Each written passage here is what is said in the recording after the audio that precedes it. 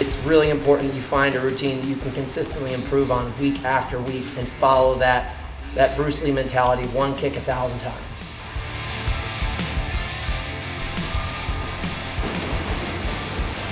Morning guys, we're down here at the Williamsburg Bridge, Manhattan side. We've got hill sprints today. It's a ripper of a morning.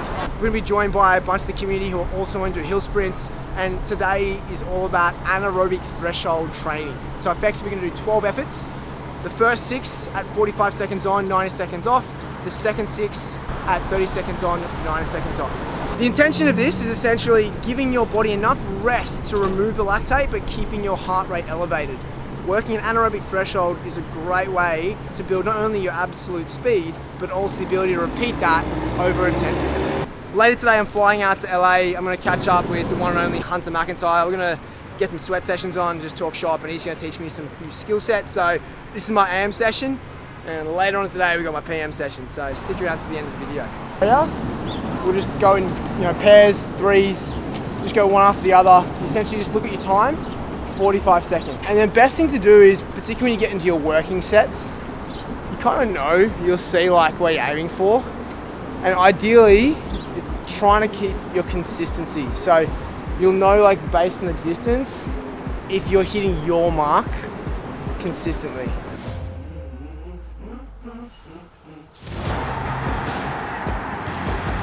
Let's go. Let's go. Don't overstride. 3, 2, 1. Let's go.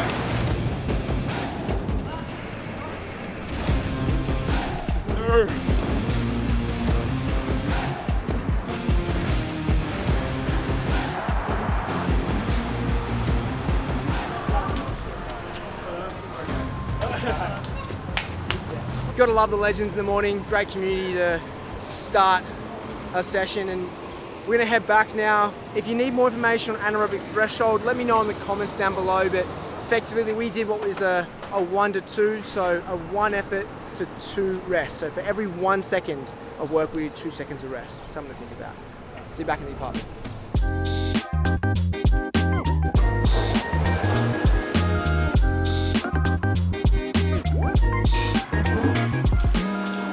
It's crazy to have a coal plunge in a Manhattan apartment in New York City right here, because you can hear the sirens of New York in the background. One thing I'm carrying through from Leadville training is my intentionality behind training for this hybrid and HYROX plan. Every modality that I look at isn't just activity, it's recovery. Sometimes I can do 2 things at once, such as Nortec boots and work on the computer, but things like this, just be still. Putting yourself first is the best way to look after those around you, because you can show up and support them and give them your best, whether it be your loved ones, your family, your friends, your work colleagues. And I thoroughly believe that by me putting myself first, by doing the things that I need to do for myself in this endeavor, I can show up for everybody else in my life. If you know me, I use a lot of sport analogies. I like to use offense and defense, or playing offense or defense. And I like to play offense. I'll tell you why in a second. Defense is where you're constantly putting out fires. Throughout your workday, effectively there's always things that come in, you gotta put them out. The same can be said about your food. When you're expending energy, you have to take on food to support those energy bursts. But a lot of us play defense when it comes to our food. And so I want us to start thinking about playing offense. How do we eat to move the ball downfield? So in episode 3, in the next episode, I'm going to talk you through a nutrition strategy, or at least help you understand how you can build out your own nutrition hybrid build. So I had one of these before the run, I'm having one after.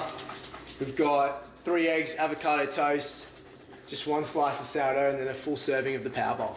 That's a great start for the day.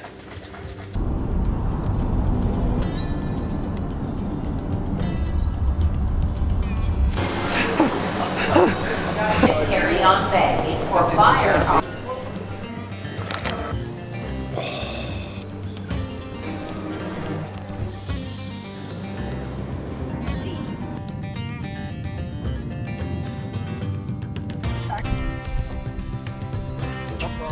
I was keeping track of that. You've been here on your own a little bit, Hunter? Just on your own here Yeah, so you start having like characters in your life. Hunter McIntyre. What a character. I don't believe in competing, I believe in winning. I don't believe in taking on a goal, I plan on achieving a goal. Where I went out and the first 2 laps I ran at a 5-minute flat pace, which nobody does. But that's the only way to ever get the world record is to do what no one's done before. Hunter now lives and trains in Malibu, California, but grew up on the East Coast between New York City and New England. However, to get where he is today at age 30, Hunter had to overcome some serious obstacles both on and off the course. Whenever you're training for a new task or challenge, surround yourself with the best. Bring in my mate Hunter. What's up, baby? I think he basically told me that his issue is strength. So it's like the difference between like HYROX and powerlifting is like powerlifting is just the idea of just shifting from here to here, and then HYROX is the idea of being able to sustain power from here to here because you're technically covering 50 meters rather than 50 reps. It's just like it's really about sustainable power. So what we're gonna do today is what I call body armor. We're just gonna hit every part of the body and we're gonna really just bang it up pretty hard. Not like high heart rate, but just enough to make you go home and question your life. I don't know, I've been friends a while, and the thing at Hunter is he says, he's like, people talk a big game, Hunter fucking lives up to his game. But the interesting thing is like, I come in here excited for this. I actually think I have so much potential in this sport. I've just never just focused on it. Same with strength, so like, for me coming into this, it generally is, I need to hurt, I need to be in that bracket of where adaptation only comes from pushing into that threshold. I've talked about finding your weakness. Nothing better than telling Hunter what your weaknesses is and him fucking exploiting it. So this is gonna be interesting. One of the biggest things people don't get is strength is actually built as like a skill and intensity rather than duration. So this whole workout's gonna take us about 40 minutes and we're gonna build up and we're just gonna stay up on that shelf really, really hard and then we're gonna get out of there. And you're just gonna blast like every section. So this is all basically your trunk, this is all your legs, and this is all like a calisthenic pump. You want to do the Clydesdale. I want to set the record with Clydesdale. Easy. Easy, come on. Easy.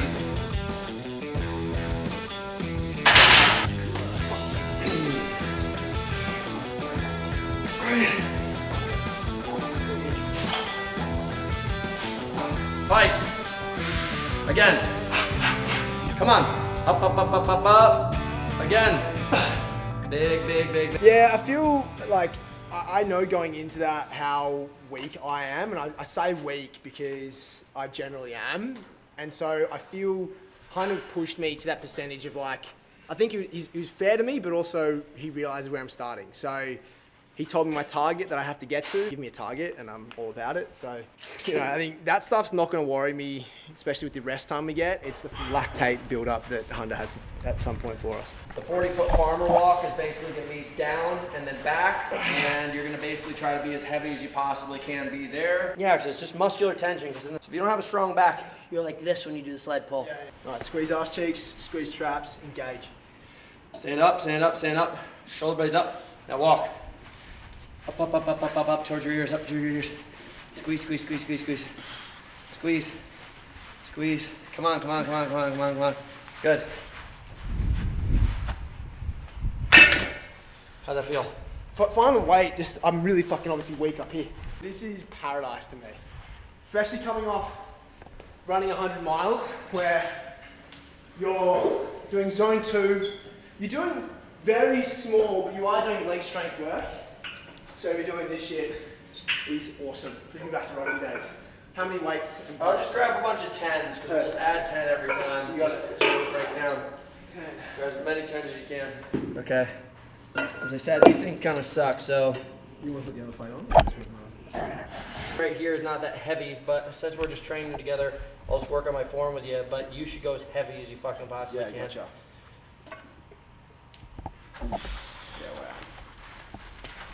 You're squeezing your ass as well, yeah? Yeah. Not too much, just make sure it's not rolling forward. Yeah. Up.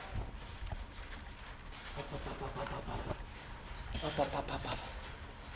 Come on, come on, come on. Hold it, hold it, up, up, up. Good. Do you feel good, or you want to bump up another? Well, you tell me on the shrug, is it? You're up here. I just keep on saying up because even just this little bit down here is just a shift. You're only going, you know, 10, 15 meters. So just stay up there the whole time. And then when it's a lightweight, you'll only kind of just lock in. Just stability and strength. You can see like the way that Hunter's carrying it. His core is pretty engaged. Forward. Come on, there you go. Okay. Balance it, balance it, balance it. Come on. Up on the right, up on the right. There you go. In reality, I think the biggest point I've recognized after so many years of training, it's the thing that you'll do is the most important thing. So many people forget that. I mean, obviously you can't skip rope and expect to win HYROX, but it's really important that you find a routine that you can consistently improve on week after week and follow that Bruce Lee mentality of one kick 1,000 times and getting much better at that kick. So efficient at it. And it's so stupid. Like, I've tried every single gimmick under the sun, but 9 times out of 10, if I just come back to running up and down this mountain, lifting some heavy fucking weight, and then maybe a HYROX workout once a week, I dominate. I think it's really important for people who are just getting started in this thing. Don't look at your heroes and expect that that's the formula. You can be inspired, but like I was watching this interesting thing is don't let your heroes be the thing that puts you in awe and make them the thing that inspires you to do something. When I'm doing the race, I'll go all the way down to about here, take a break, then do the last bit, take a break, come around, back again, go. So what Hunter's talking about is he's talking about a combination of probably more as a unit of effort how your body's feeling. So heart rate, lactate. If you've gone too far, it's so much harder for your body to come back.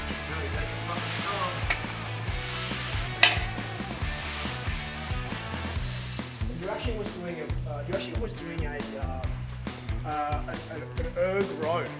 You're actually pushing through your legs and then pulling at the second. Yeah. Just when you do this, just pull that back in really tight. Yeah. Work that muscle group of your quads. Yeah, I feel like I could isolate and hold that muscle back the whole time. Yep. So I didn't have to fatigue my legs too much. Really strong form over here. So the other thing I like to tell people is like numbers. So grab it. Grab. So 1, 2, 3, 4, 5. Okay. You know, just like try to get that down so that you don't ever, when you're tired, be like, Yeah. it's just numbers.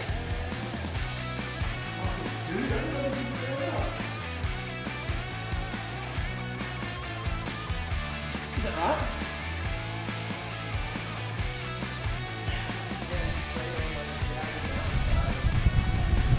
Come on, come on. 3 feet.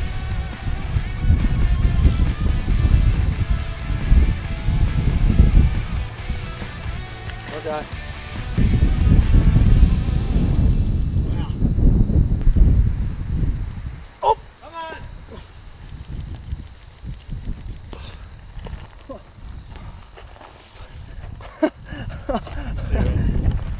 There's a couple of blisters. 1, 2. That's the crazy thing about that is just would you say that's like a standard light session for you, bro, if that? I mean, yeah. I'm not even humbled. Like, I knew what I was getting myself into. That was an extremely tough workout. Most of which I was just testing my absolute strength, which is pretty pathetic right now, but I know the potential I have. And speaking with Hunter, he gives me a lot of confidence because he sees where I'm currently at and he knows where I can go.